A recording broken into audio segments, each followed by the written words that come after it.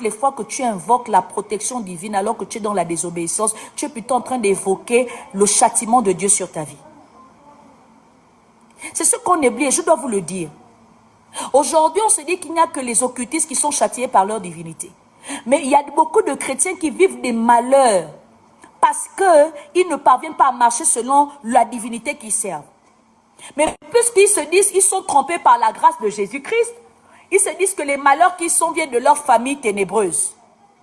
Viennent de leur... C'est faux. Parfois, ce n'est pas de votre famille ténébreuse. Arrêtez d'accuser vos familles et de créer davantage les divisions entre elles.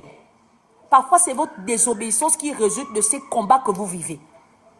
Vous êtes tellement insoumis à Dieu que vous oubliez que la divinité reste une divinité et ne marche pas selon vos émotions, mais selon ses principes.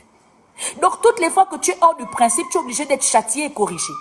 Donc, il y a des épreuves que tu vis. Il y a des bénédictions dans lesquelles tu ne rentres pas parce que le Seigneur n'est pas satisfait de là où tu devais lui obéir.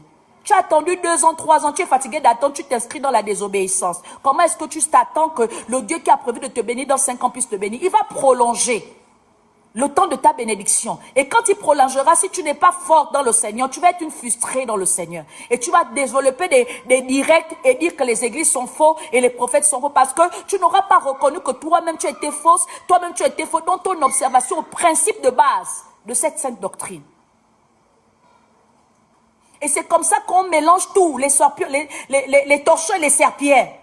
Parce que beaucoup de chrétiens ne parviennent pas à tenir un direct. Et dit que j'ai désobéi à Dieu. Voici ce qui m'est arrivé pour encourager les autres à ne pas désobéir à ça. Donc pour toi qui ignorais, qui ne savais pas, toutes les fois que tu es en train de mentionner les versets bibliques, pensant te faire du bien, comprends que si tu es dans la désobéissance, ça fera le contraire. Parce que Dieu agit selon le besoin. Donc si ça vient rencontrer autre chose, ça va te donner les problèmes au lieu de te faire du bien.